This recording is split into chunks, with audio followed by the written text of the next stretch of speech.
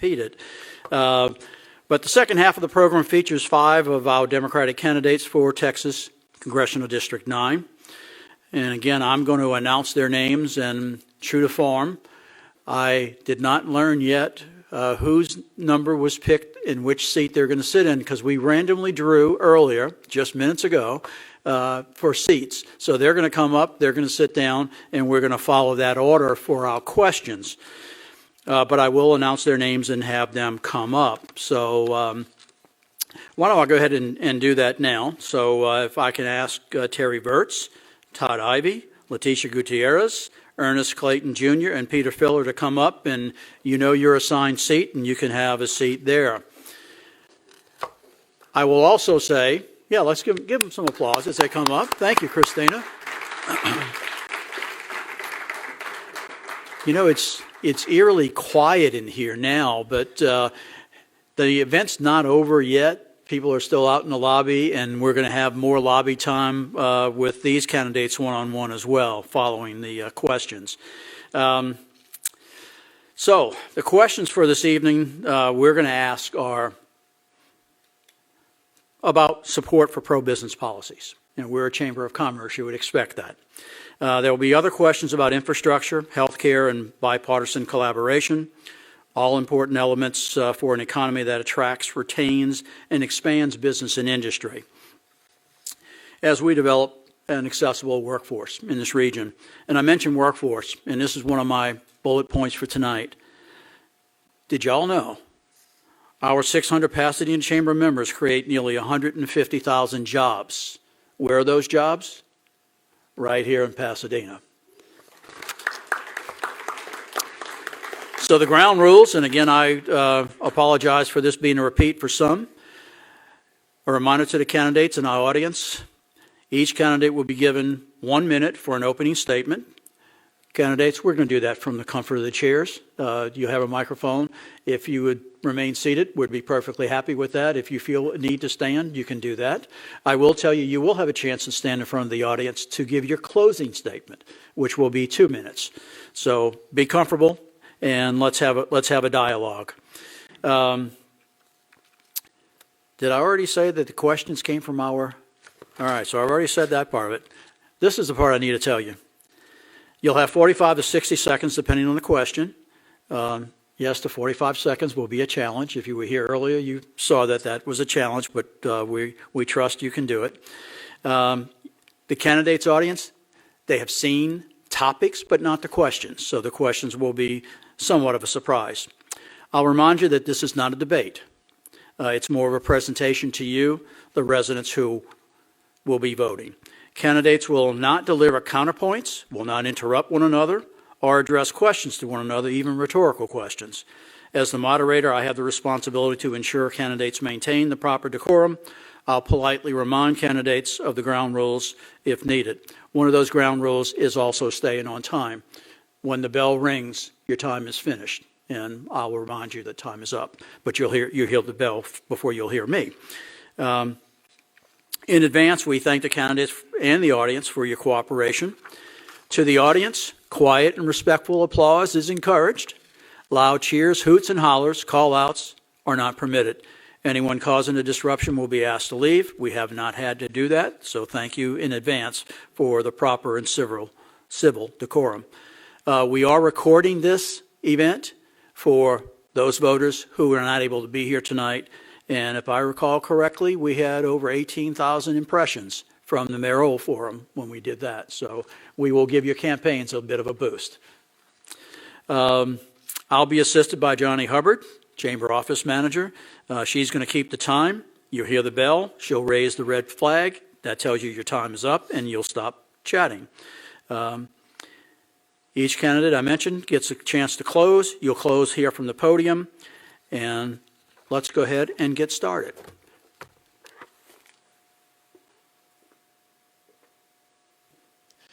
All right, you ready for this? I'm ready to get you started. The first question is take 1 minute to tell why you are the best choice to represent constituents of Congressional District 9 in the U.S. House of Representatives. All right, it's on. Yes, my name is Todd Ivey. I am an OBGYN physician who has practiced in Houston for over 30 years.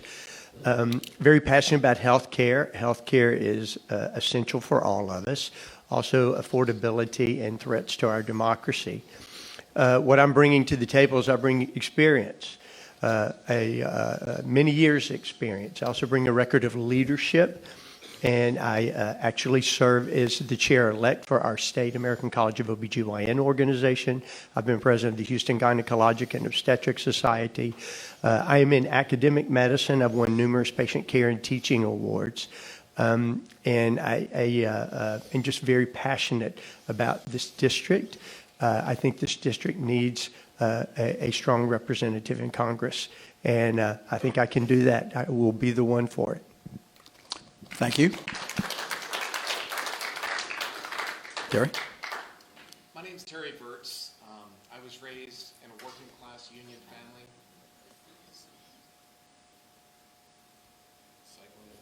family. How's this? Can you hear me now? Okay.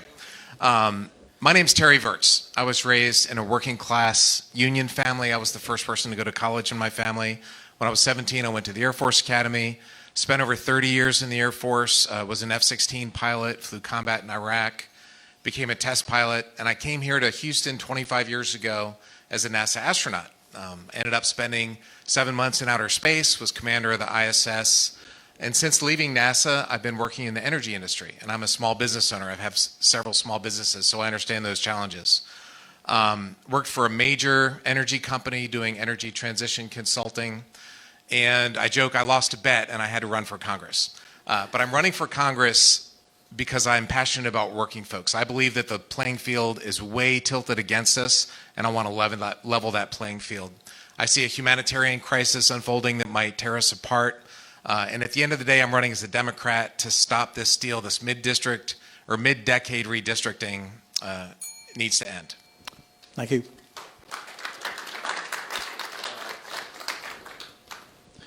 Thank you. My name is Leticia Gutierrez, and I'm running for Congressional District 9. I'm an immigrant. I've been in this district for over 45 years. I'm a government relations director for a nonprofit organization. We try to deliver better health outcomes in this district. I live not too far away from here. I've been working tirelessly for the last 15 years to bring better health outcomes for our children. I'm a mother, a proud mother, a Blue Star mother. For my son is currently in the United States Army. I also have a daughter that attends the University of Houston. So I'm very, very, very much vested in a lot of what's happening in our district. I personally feel that there's unfortunately a lot of things that are coming from this current administration that's causing a lot of fear, that is bleeding into negative impacts also as it pertains to small business health. And so that's something that I have been committed to addressing and making sure that that people know that as immigrants, we're here to work. We're here just wanting a piece of the American dream, just like everyone else. So I thank you so much. Thank you. Hello, everyone. All right. Hello, everyone. My name is Earnest Clayton. I'm an epidemiologist, and I'm a forever educator. So I was originally born in Port Arthur, Texas, which is a refinery town. It reminds me just of District 9. I've been living in Houston since I was 17 years old. When I first moved to Houston, I lived right there in La Porte, Texas. And so I have been working in public health and health education for over 20 plus years. I have worked all throughout Harris County to ensure that families have the right support that they need, to ensure that they had access to health care, access to resources, and access to everyday benefits that would make sure that their families are thriving within the community. And so I am here representing District 9 because I believe that District 9 deserves a fighter to go into Washington. That District 9 deserves someone that understands constitutionally what happens to everyone as a whole when it comes to working and progressing within this current administration. Thank you.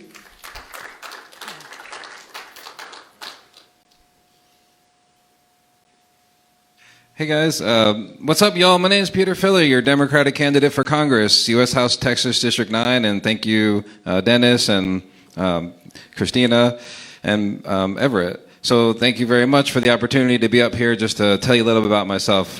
So my background, so my father, Wallace J. Filler, so we're from New York. He's a textile innovator.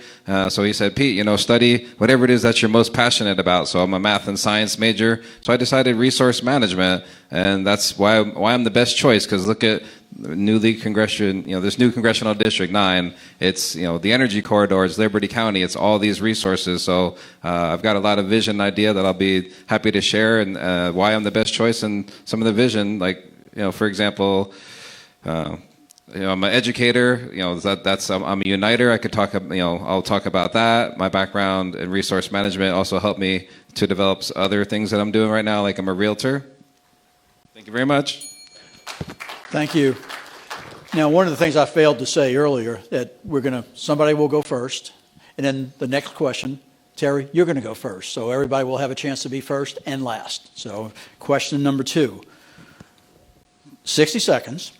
Outline your top 3 campaign priorities and tell us what is the top issue you will individually address if elected, or what's the first bill you will pass. I really have 3 main priorities. I want a strong and growing middle class, and part of that is economics. Healthcare is the top question that every voter that I've talked to traveling across the state has asked. So getting healthcare costs down, making sure that every kid in CD9 and District 9 has the same opportunities that I had going to public schools. These types of middle class issues is my top priority. My second priority is to stop the humanitarian disaster that's happening. We've all seen what's happened this week. Terrorizing and dehumanizing immigrants needs to stop. This divisive language needs to stop. So I want to focus on the humanitarian crisis and stopping that. And finally, we need to save our democracy, folks. Just the very fact that we're here tonight talking about this district, this mid-decade redistricting where they're trying to take seats based on, this is politicians picking their voters, not voters picking politicians. So we need things like term limits. We need ethics reform for the Congress and the Supreme Court. We need to fix our democracy. Thank you. If it's one thing that I hear over and over again from this district is affordability. I want to be able to raise the minimum wage, because right now the median income in this district is $70,000, and I want to be able to double that. I've already worked with, I sit on the Ports Community Advisory Committee to make sure that those jobs that they are promising are coming to this district. The second thing is healthcare. As a mom and a single mom with 2 kids, that I had a son with upper respiratory issues, it was very tough to be able to decide whether I should take him to the doctor, if I was going to be able to afford to put food on the table the next day and have to do without. We need to be able to expand these affordable care subsidies to be able to have families not to continue to suffer through and break the bank whenever they have to go to a regular doctor appointment. Immigration is up at the top as well, my number 3. The way that we are currently treating even those that are here documented is not right, and it's not humane. We can have secure borders, but we can also make sure that we have a pathway to citizenship. Thank you. So when elected to Congress, I have 3 things that I want to focus on, and that is definitely health care, that is affordability, and that is civil liberties. So I want to focus on healthcare because too many families out there are having to choose between paying a bill and also trying to be able to afford a medication, which brings us to affordability. No parent should have to choose between buying medication for their children or sheltering and keeping a roof over their head. And I also want to protect our civil liberties. Look at what's happening right now with immigration and ICE raids. I want to make sure that one of the bills that I want to work on is the Clear ID Act bill, which lets ICE be able to provide a clear vision for who they are, remove masks, identify badge numbers, and also receive training to engage with the citizens. So those are the 3 priorities that I want to focus on as a member of Congress. Again, thank you so much. I'm Peter Filler, and my top 3 campaign priorities would be similar to the other candidates: eliminating, waste, fraud, and abuse. So, lowering our energy costs would be good for a starter. So I'd work on the Energy and Commerce Committee. I can already see I'm a good fit because I'm a resource management major. So we just saw $220 billion clawed away from said committee, to give tax breaks to billionaires, so I would get that money back. So as we know, the states with the most, renewable energy, well, they have the lowest electricity costs, so it'll help to lower your electricity costs. And we're just in the shadow of, the chemical manufacturing, the oil plants here, so refineries. So, well, it'd be nice if they didn't have tariffs to deal with, right? To doubling their costs. So I would work on a bill to, make sure that the tariffing just goes to the Congress, not to the president. So also, like I said, I'm a realtor, so I've got an idea to work with the Houston Housing Authority, get more houses on the market. Lower your rates and lower the cost of housing. Thank you. Well, one of the things we have to do is take care of working families. All right. Every day I see it in my practice when people come in and their health care costs are skyrocketing and they continue to go up and they're struggling. They're paying $5 for a dozen eggs, $4 to $5 for a dozen eggs, and $2.50 for a loaf of bread. All right. So we have to make health care more affordable. We also have to increase health care access. We need to make sure that people can get there, that there are providers to take care of them, all right, and that the facilities are there so they can get good quality evidence-based health care.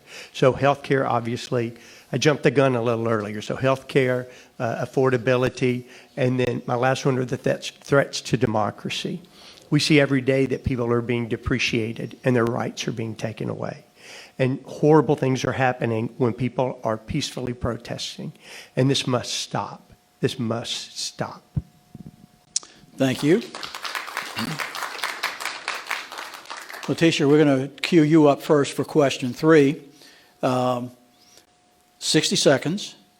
Tell us how, as the CD9 representative, you would support a business-friendly agenda to meet large and small business priorities in both the urban and rural parts of your district. Thank you. So one of the things that is currently right now, as it pertains to the federal government, there are departments like the Department of Economic Development to be able to rein in some of those dollars and bring them back to this district. There needs to be a serious investment in our small businesses right now. They are hurting, and that's a lot of what I'm hearing, not just as it pertains to community or their clients coming in to spend money, but also for them to be able to have access and have an opportunity to also bid on some of the state contracts and some of the port contracts. There is some very lost opportunity with some of the small businesses that have been trying for relentlessly for a very long time. And unfortunately, it's still the good old boy system. And we need to be able to make sure that, some of our NWBE women and minority-owned businesses also have access to that, not be taken away the way that the current governor has been trying to do. So I would be a huge advocate for that. Thank you. Ernest? All right, so we all know that we love a good mom and pop place, right? So we're surrounded by all of these refineries and the food trucks that pull up and they cater to our workers. That's correct. But the thing is that we need to actually support them with a lot of federal funding. And I know in the last debate, people said about taking the federal fundings from the small businesses, but I have worked on grants that actually supported small businesses to ensure that they had federal and state funding to ensure that their small business was able to thrive. During the COVID-19 pandemic, I worked hand in hand with ensuring to write grants so that they can get those federal dollars to keep their doors open, to ensure that they're able to pay their employees, to make sure that that last minute of the bill is able to be paid. So I want to make sure that at the federal level that small businesses has a say if you in suburban Houston or rural Liberty County. Thank you. Again, thank you all. I'm Peter Filler. So, hey guys, let me put on my tax preparer hat. So, there was actually one good thing out of the one big beautiful bill, and that's the qualified business income deduction of up to 20%. So that could help a small business, keep more money in their pocket. We could talk about the corporate tax rate. So that's debatable. It's 21%. So keeping that at 21%, that potentially could help large businesses. Like, if we're talking about reducing the 34.8. The $1 trillion deficit, some may say may want to raise that to 35, but for keeping business friendly, you want to keep that. I would say keep it at 21. Like the unrealized gains tax, we want to oppose that. Unrealized gains, like just our houses, going up in value, to be taxed, on that. There's talk about that unrealized gain tax, and then lastly, the windfall profits tax that needs to be opposed, So these are all things that will stimulate like a business friendly, and I also say probably the water too. Like here we are. I'll talk about that later. Todd, back to you. Well, we all understand that small businesses are backbone of our economy, and they're incredibly important to all of us, particularly here in Texas. I understand that we have to have a strong business environment, but we also have to balance that with the quality of life for the constituents of CD9. I will advocate for this area. I will, I'm going to propose that we invest more in small business loans, that we create tax incentives so that small businesses can perform. And then I want to support our industry partners too. But again, we need our industry to be good neighbors, and we want to make sure that industry helps protect our constituents. Terry? I'm a small business owner right now. I understand the challenges of that. I've also been working for one of the world's most largest oil and gas companies, and so I understand the challenges that big businesses have. One of the things that all businesses need is stability and predictability, and unfortunately this administration has been nothing but chaos. You can't make a multi-billion-dollar investment in a factory if you don't know if the tariffs are going to be 0% or 50% or 20%, and it changes every day. So businesses need competence, they need stability and predictability, and you know what, folks, the government needs to work with business. Nobody knows the business better than the business owners themselves. So we need representatives in Congress that will actually listen to business. I'll tell you what, we don't need any more Washington and Texas. Washington needs more Texas and Washington. So predictability, stability, less chaos is the one thing that businesses need. Great. Thank you. All right, the fourth question, and Ernest, you're going to get to start us off on this one, and we'll have 45 seconds to answer this one as well. Transportation and infrastructure are priority items for the Pasadena Chamber. How would you seek and secure comprehensive infrastructure investments for our region? So for District 9, when I go to Congress, I would make sure that I work within the House Committee for Transportation. That's how you get things done. You have to go in and you have to understand the infrastructure of how the federal government works. And so working with the transportation guidelines, I can come back at the local level and make sure that I'm working with local agencies, making sure that I'm working with the port authorities, and also working with the city, the different counties to ensure that the infrastructure is comprehensive for the region, for District 9. And also making sure that there is strong support within the workers' union that we have right here in District 9. So working with the agencies across the petrochemical plants, all the way with the cities from Pasadena to Liberty County, but making sure that we have strong representation in the House of Representatives. Thank you. Thank you very much. That's a great question, and it goes also to the infrastructure of, say, the pipes that are beneath said road. So I would, especially we talk about like the drainage. So we have these storms like Hurricane Harvey. So we need clear a path out to the Galveston Bay. So I would tie basically appropriations that are coming to our district anyhow, about $50 million a year, and tie that into filling potholes, making sure traffic lights you have a flashing yellow to save you a little gas so you're not sitting waiting to turn left. Just little things like that could save us a little money, a little gas, and then get everything like flowing, like the water out away from the highways when we have our floods. And Good. Thank you. Thank you. Well, we know we have some infrastructure issues, and we know we have three main industries here: the port, petrochemicals, and logistics. And so we need to do things to support those industries. So we need to make sure that the ship channel is in tip-top shape. We need to help protect those businesses along the ship channel. We need to improve our freeways. 225 definitely needs some improvement. You know, that's a major freeway for transportation. We need to upgrade and enhance our electrical grid. And we need to look at the site dike and make sure that that's going to be something feasible to protect from these severe weather events. I am concerned about tariffs affecting the logistics business, and we need to get a handle on the railroad. I know that is a major problem, particularly in East Harris County. Thank you. Jerry? I think it all comes down to communication. God gave us 2 ears and 1 mouth, so you need to listen. And as a congressman, I'm going to be in communities, listening to communities. In Denver Harbor last month, I was there. The ship channel came out to talk about ideas that they had, and the community was able to tell them, look, folks, $230 billion a year of trade goes through this ship channel. It's the biggest ship channel in the country. Not enough of it stays in our community. So we need to make sure that things like drainage, community beautification comes back to our community. But we also need to work with businesses, because the refineries, the chemical plants, we need to understand the needs, the specific needs, and I'm sure they'll be more than happy to tell me, but it's going to come down to communication, talking with businesses and talking with the local communities, and then going to Washington and making sure we get that money back in this community. Thank you. Leticia?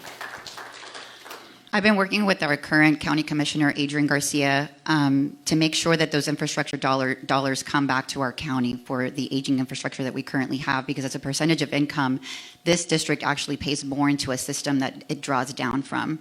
So making sure that those dollars come back to this district has already been a top priority of mine. I've actually worked, I'm happy to see here Councilmember Pat Van Hout.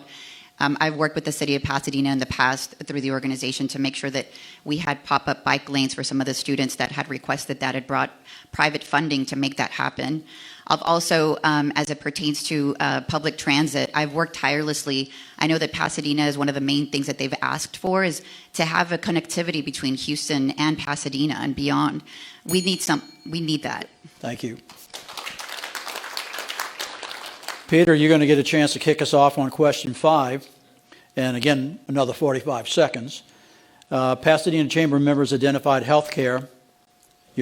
Y'all have already brought that one up, but they identified it as a major business concern. What plans do you have to address access to health care, the escalating cost of health care, and how do you manage mental health care within those same cost constraints?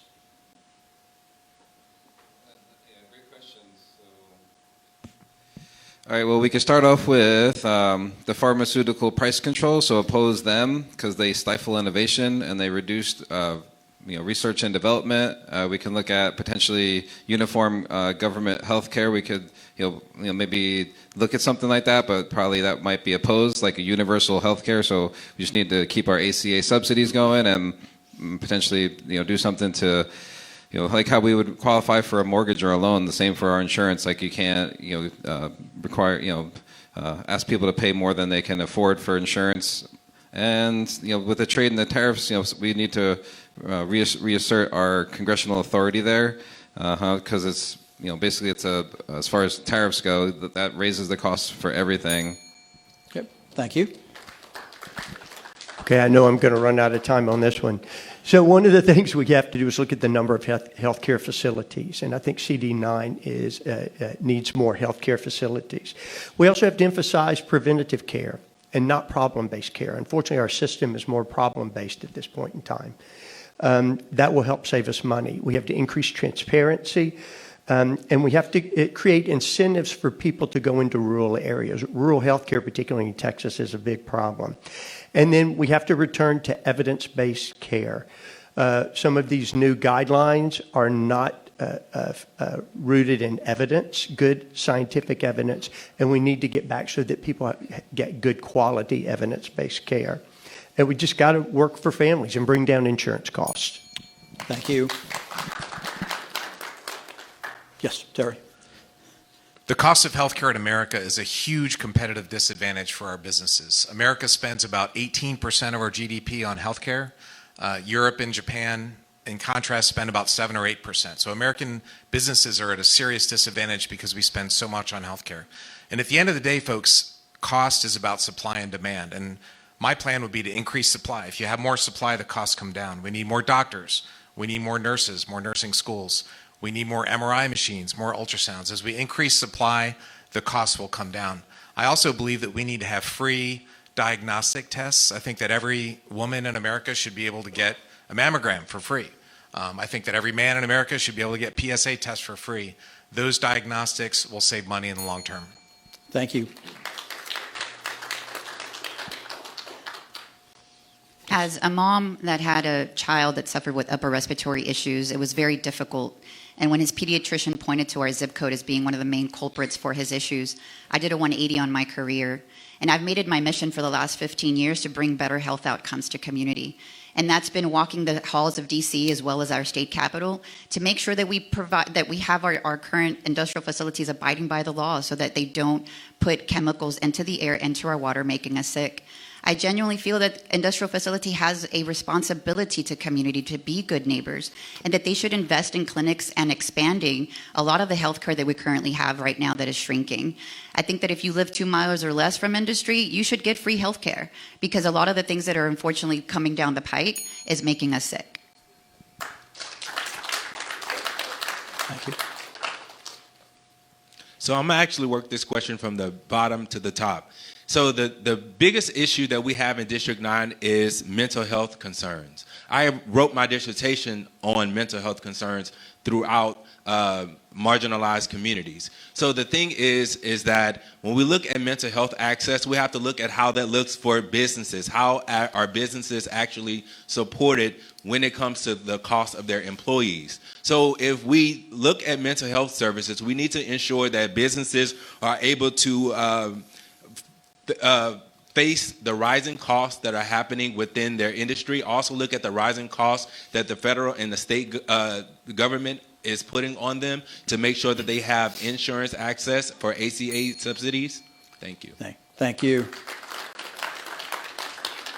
Well, this is going fast, folks. I like these rapid answers. Everybody's staying on time. Todd, we're already back to you to go first on a question. So this is question number 6. Tell us how you plan to work across the aisle in a divided House of Representatives where neither party is projected to have a significant majority. 45 seconds. And that's a great question, because that's a big problem in Congress right now. Congress essentially gets nothing done because of this.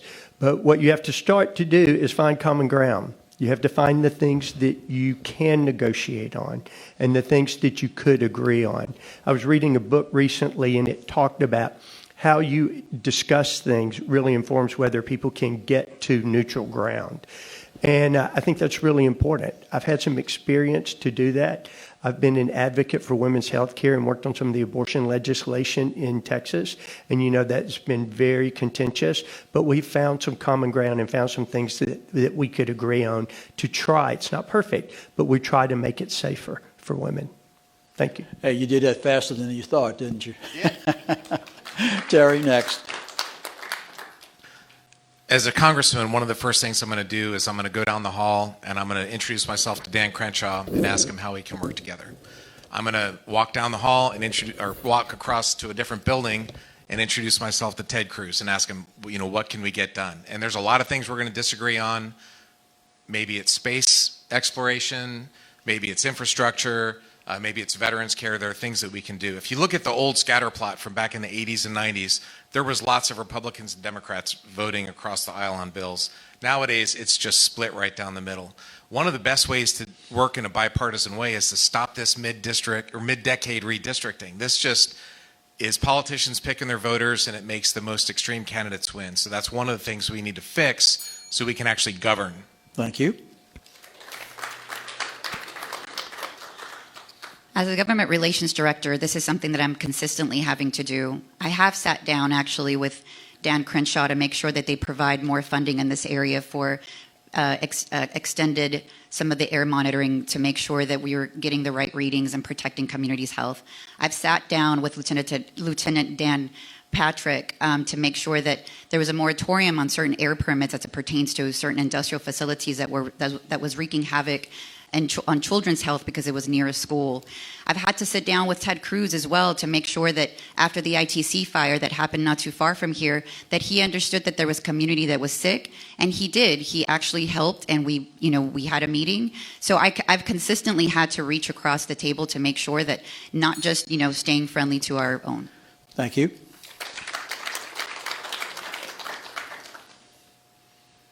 So working across the aisle is something that I believe that we should do effectively. So I have been in those situations to where I had to talk to individuals who didn't see exactly how I saw things. Being an epidemiologist means that you are a person that protects everyone, no matter their race, religion, or their sexual orientation. So I've been in situations where I've talked to Republicans, door knocking, all the way in Liberty County, who are people who strongly protect and support Trump. But at the end of the day, we have more that unites us that actually separates us. So when I'm talking to people in Liberty County, I'm finding out that affordability, healthcare, access to all to civil liberties are things that we have in common. So I'm not scared to go and make sure that decisions are being made in Congress at a bipartisan level. Thank you. That's a great question. So actually, I'm an educator, so I spend my day inside the classroom, like some other the constituents out here. I'm looking at the audience, so we know how to work for the best outcomes for our school and our district. So I would just take that same philosophy, working for the best outcomes, in this case for our community. And there's a place just for me, for Peter Filler. And probably everyone else on this panel, if they knew, it's called the Problem Solvers Caucus. So it's about 50 Republicans and Democrats combined. They get together and they work out their differences, and then they bring said ideas to the committees they work on. So that's where I see myself as a perfect fit, working on the Problem Solvers Caucus in a divided Congress to hash out these things like president's not allowed to bomb countries without congressional approval, that kind of. Okay, I can't believe we've already come to the final question. Terry, you're going to get a chance to lead it off. I'll read the question, but we're going to ask you to come to the podium and deliver the message to the, and we call it a closing statement. We're going to give you a little bit of a definition of how we want you to phrase it somewhat. After you come up here and you give it, please go back to your seat and watch your other opponents do that as well. And before everybody leaves, we are going to take a photograph of you guys on the carpet there. So that's a little bit of the housekeeping here. You will have, after 3 in a row, 45-second answers. This time you get 2 minutes. So you get 2 minutes to do a closing statement. You've shared your experiences. You've shared some ideas, some very profound thoughts. Campaign promises. You've delivered a few. Some of you have said, maybe you won't get those campaign promises done, but some of you will. What we want to ask you is, campaign promises are easy to give. When you're up here, tell this audience how the resulting work and accomplishments that you're going to do will deliver on those actions that you have talked about. So again, you have 2 minutes to do that. When you hear the bell, your time is up.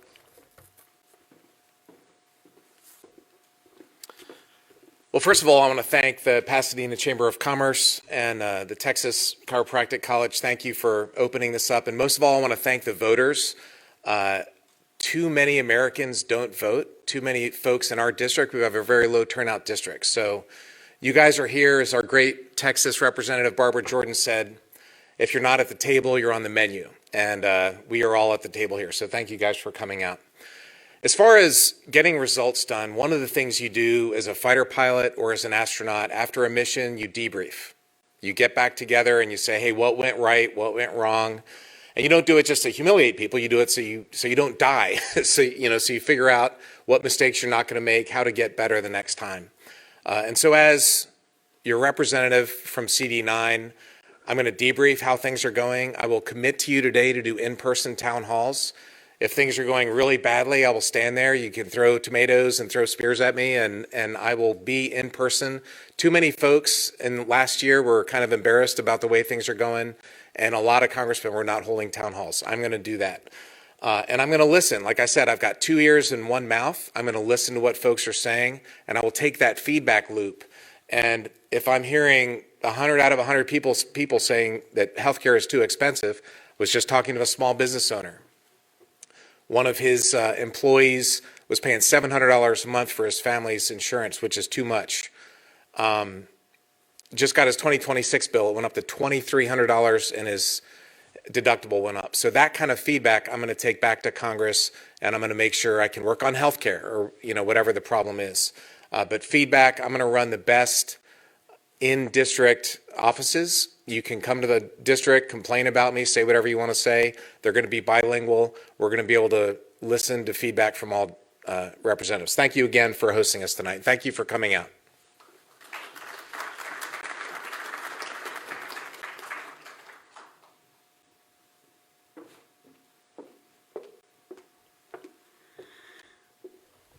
Thank you so much for sharing your evening with us tonight. My name is Leticia Gutierrez. I have been living in this district for over 45 years, and I chose to raise my family here. I went to school here. I graduated from Milby High School, and I was the first one in my family to graduate from University of St. Thomas.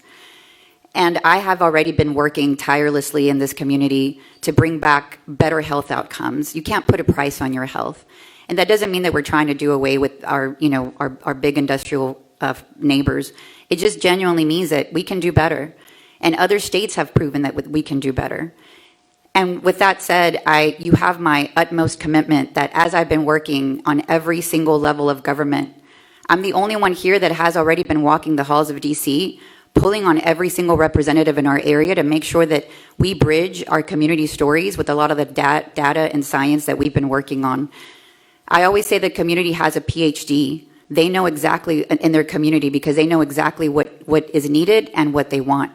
So I plan on developing community councils in each of the municipalities up and down this district to make sure that we meet on a pretty regular basis, and for you to tell me how exactly it is that we can come together to bring all of the needed players to bring things to fruition as it pertains to small business, as it pertains to infrastructure, and as it pertains to immigration.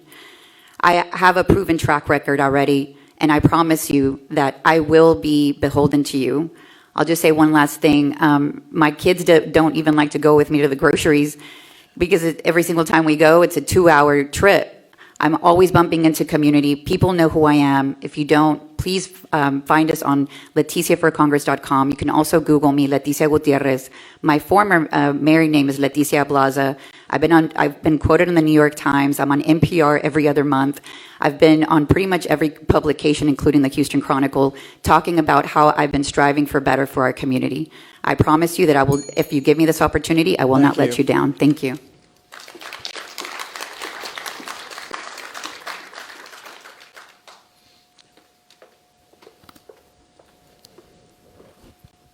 All right, everyone. So I've been asked to play nice tonight, and that's what I would do. So my name is Earnest Clayton. And so as I stated before, I'm from Port Arthur, Texas, which is a small refinery town. And so unlike many of my opponents, there's a stark contrast. I have never seen anyone or heard of anyone during this whole time of debating and going through our entire session of trying to earn your vote about people working and walking in Washington or people being connected to the street. As an epidemiologist and a community health worker, my job has always been to work for the community. But we have to understand that when we work outside of our job titles, that is the real work and impact that really comes to how we support our constituents in District 9. So outside of my work, I have been the only candidate that have been making sure that I am supporting mixed status families by providing them free legal representation when it comes to immigration status. I have been on the ground working with the LGBTQIA communities, making sure that they have preventative medication for HIV treatment, as well as PrEP to make sure that they are not acquiring HIV. I have worked at the state and federal level by making sure that I'm writing TEA curricula so teachers and educators can actually be able to teach inside of their classrooms. So don't just say that you are working with the community. You have to look up people's name and actually look up their service record. You can actually see that people's names are tied to things that disadvantages this district. So I want you to understand that to look up every person and look at the lived experience. So my lived experience is also the lived experience for District 9, and I make a pledge to also make sure that I am behind you 100% of the way. So I want you to also follow me on social media at Clayton for Congress on Instagram. Also follow my website, earnestclayton.com. But I want you to know that I am forever on your side. Thank you. Thank you.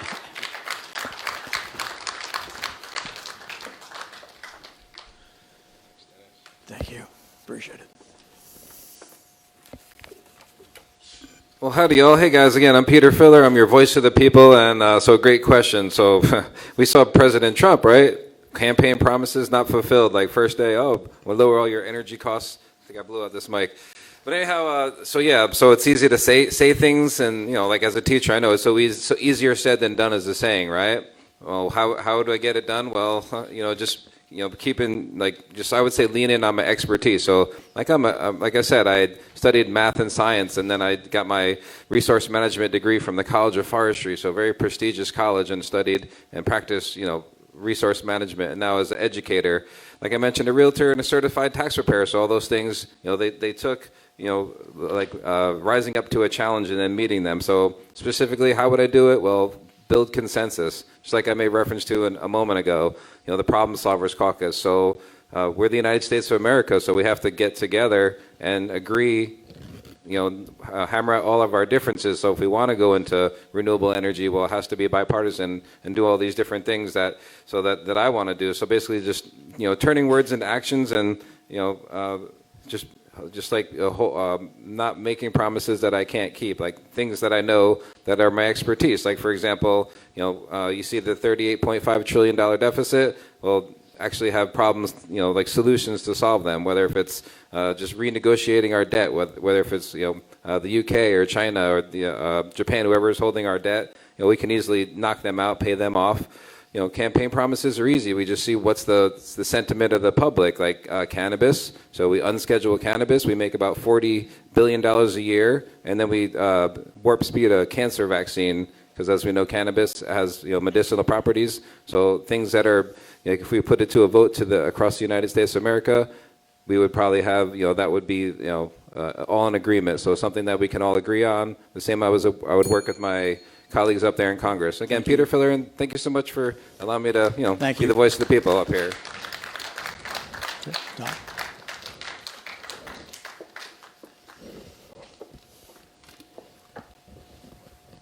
First of all, I want to thank the Pasadena Chamber of Commerce for hosting this. This has really been good. And I want to thank all of you for coming, because I think that's really important too. And it means you're an engaged voter, and that's what we need. Right, that's what we need. You've heard a lot of similar themes tonight, right? Things that we're all worried about, and it's concerning. Some of the things that are going on in our country right now. Now, I grew up in a small town in Louisiana. My one grandfather was a sharecropper, the other drove a Coca-Cola truck. My dad ran a small business, and my mom worked in a bank. I went to college. I was a critical care nurse, then decided to go back to medical school. Put myself through medical school, then moved to Houston, went to LSU, came to Houston to do my residency at the University of Texas, Herman Hospital. And I've been in healthcare since that time. I've been a strong advocate for healthcare.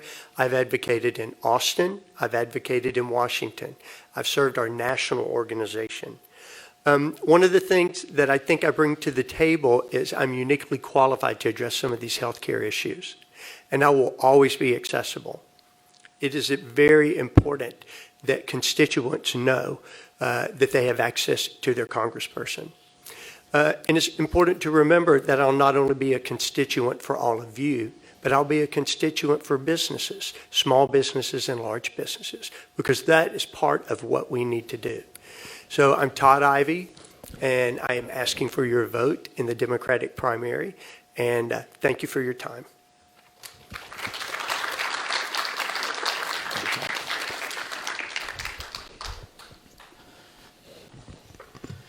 Thank you, candidates. I will tell you, it has really been my honor to moderate this panel and to meet each of you.